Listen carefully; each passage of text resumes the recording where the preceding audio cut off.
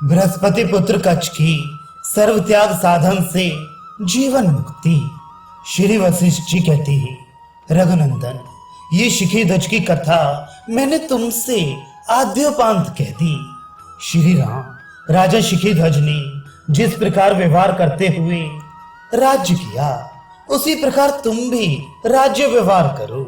शिखी ध्वज की तरह ही बृहस्पति के पुत्र कच्छ ने भी ज्ञान प्राप्त किया था। श्री रामचंद्र जी ने कहा, भगवान, बृहस्पति के पुत्र समस्त वैभवों से परिपूर्ण कच्छ ने जिस क्रम से ज्ञान प्राप्त किया था, उस क्रम को संक्षेप में मुझसे कहिए। श्री वशिष्ठ जी बोले, श्री राम, देवताओं के आचार्य बृहस्पति के पुत्र श्रीमान कच्छ ने राजा शिखी ध्वज की तरह ही सर्वोत्तम ज्ञान प्राप्त किया था।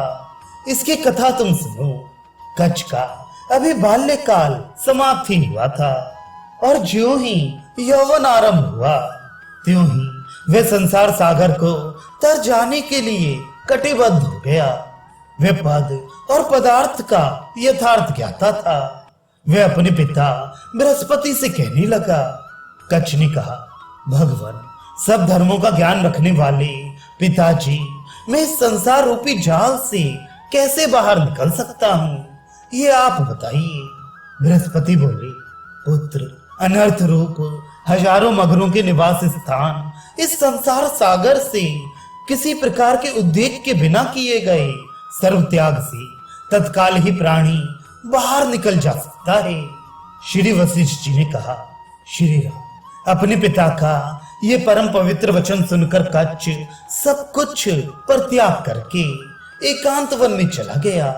पुत्र के चले जाने से बृहस्पति को चित्त में जरा भी उद्वेग नहीं हुआ, क्योंकि जो महान होते हैं उनका मन संयोग और वियोग दोनों में सुमेरु पर्वत के सदृश अचल रहता है। वन में जाने के अनंतर उसे जब 8 वर्ष व्यतीत हो गए, तब किसी महारण्य में उस कच्छ ने अपने पिताजी का दर्शन किया। कच्छ ने पहले अपने पिताजी की विधि पूर्वक पूजा की, फिर उन्हें प्रणाम किया। बृहस्पति ने भी अपने पुत्र का आलिंगन किया। इसके बाद कच्छ ने अत्यंत मधुर वाणी में बृहस्पति से कहा। कच्छ ने कहा, पिताजी, मैंने जो सर्व त्याग किया है उसका आज यद्यपि 8वां वर्ष है, तथापि मुझे अभी तक निर्मल शांति प्राप्त नहीं हुई। श्री वशिष्ठ जी बोले, श्री राम, कच्छ अरण्य में इस प्रकार दीन वचन बोल ही रहा था कि सभी का त्याग करो। यूं कहकर बृहस्पति आकाश में जाकर अदृश्य हो गए। बृहस्पति के चले जाने के अनंतर कच्छ ने अपने शरीर पर से वल्कल आदि का भी परित्याग कर दिया और शरद काल के आकाश की तरह वह दिगंबर हो गया। वह अनावृत दिशाओं में रहने लगा। उसका शरीर शांत और सुन्न हो गया था तथा वह श्वास मात्र ले रहा था। 3 वर्ष के बाद खिन्न चित्त उसने किसी एक जंगल में फिर अपने गुरु उन्हीं पिताजी का दर्शन किया। भक्ति से उसने अपने पिताजी का पूजन अभिवादन आदि किया। पिता ने भी अपने पुत्र का आलिंगन किया। इसके अनंतर कच्छ दुखित होकर गदगद वाणी से पूछने लगा।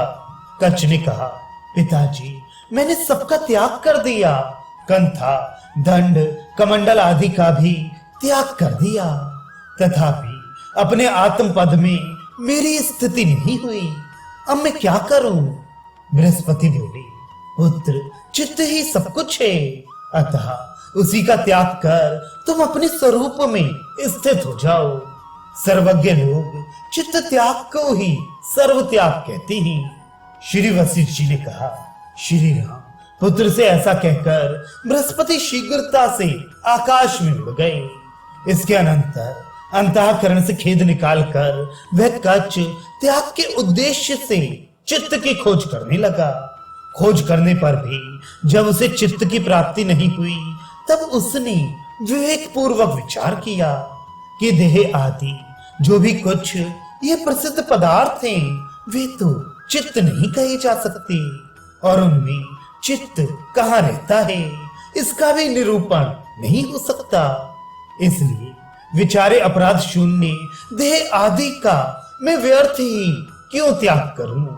इस परिस्थिति में अब चित्त स्वरूप महाशत्रु को जानने के लिए पिताजी के ही पास जाता हूं। उनसे जानकर मैं उसका त्याग करूंगा। तदनंतर शीघ्र ही समस्त शोकों से मुक्त हो जाऊंगा। रघुवर ऐसा विचार कर वह कच्छ स्वर्ग में चला गया। तथा बृहस्पति के पास जाकर उसने स्नेह पूर्वक वंदना और प्रणाम किया। फिर एकांत में उसने उनसे पूछा, भगवान चित्त क्या है, इसका आप मुझे उपदेश दीजिए और चित्त का स्वरूप भी बतलाइए, जिससे कि मैं उसका त्याग करूं।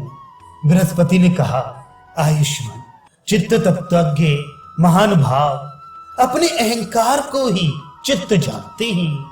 अतः प्राणी का जो ये भीतरी अहम भाव है वही चित्त कहा जाता है। कच्छ ने कहा, 33 करोड़ देवताओं की गुरु महामते अहम भाव ही चित्त रूप कैसे हो सकता है, उसे मुझसे कहिए। योगियों में श्रेष्ठ मैं तो मानता हूं कि इसका त्याग इतना असंभव सा है कि किसी प्रकार सिद्ध हो ही नहीं सकता, इसलिए इसका त्याग कैसे होगा।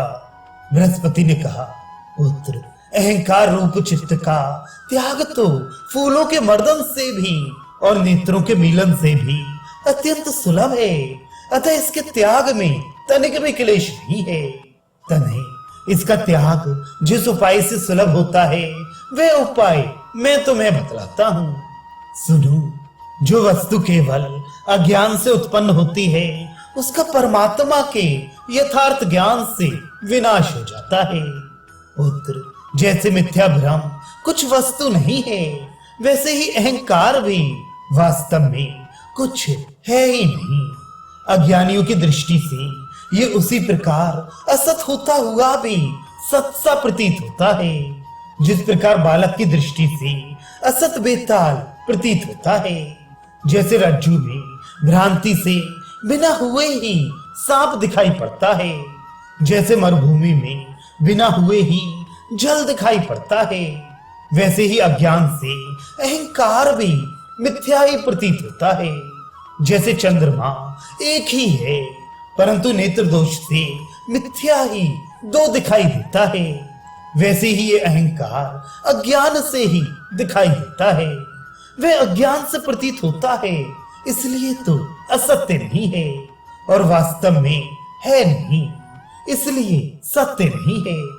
एक आदि और अंत से रहित चैतन्य मात्र, सभी ओर से निर्मल, आकाश से भी अत्यंत स्वच्छ, सर्वानुभव स्वरूप परमात्मा ही सत्य वस्तु है।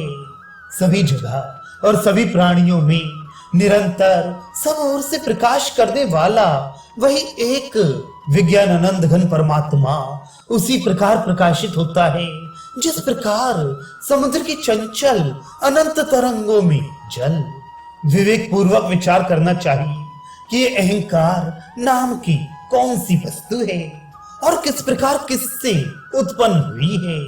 अज्ञान के कारण ही यह प्रतीत होता है, अतः मिथ्या है।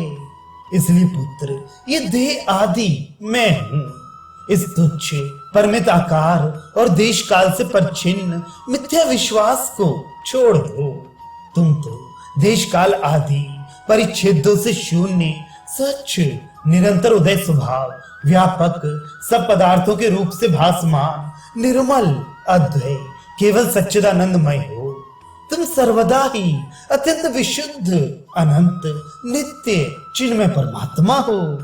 कच्छ सत्स्वरूप तुम्हारा ये अहम भाव क्या वस्तु है, अर्थात कुछ नहीं है। श्री वशिष्ठ जी कहते हैं, श्री राम देवगुरु बृहस्पति से अपनी आत्मा को परमात्मा के साथ एक रूपता से संपन्न करने वाला उत्तमोत्तम इस प्रकार का परम उपदेश पाकर उनका पुत्र कच्छ जीवन मुक्त हो गया। जिस प्रकार बृहस्पति का पुत्र कच्छ ममता और अहंकार रहित, अज्ञान मूलक, जड़ चेतन की ग्रंथि से रहित और परम शांत बुद्धि होकर ब्रह्म में स्थित रहा, उसी प्रकार तुम भी निर्विकार होकर स्थित रहो। इस अहंकार को तुम असत समझो, क्योंकि मिथ्या खरगोश के सींगों का त्याग और ग्रहण क्या, तुम एक देशीय नहीं हो। संकल्प रहित, सर्वभाव रूप, सर्वव्यापी, सूक्ष्म से भी सूक्ष्मतर, मन से रहित, केवल सच्चिदानंद घन स्वरूप हो। निष्पाप श्री राम, ये मायामय संपूर्ण जगत अज्ञान से तो सच्चा दिखाई पड़ता है, और ज्ञान से वह सब ब्रह्म रूप ही है, क्योंकि यह अत्यंत प्रगाढ़ जो संसार की माया है, उसका पार जाना यद्यपि अत्यंत कठिन है, तथापि जैसे शरद ऋतु से कोहरा नष्ट हो जाता है, वैसे ही ये माया परमात्मा के यथार्थ ज्ञान से तुरंत नष्ट हो जाती है।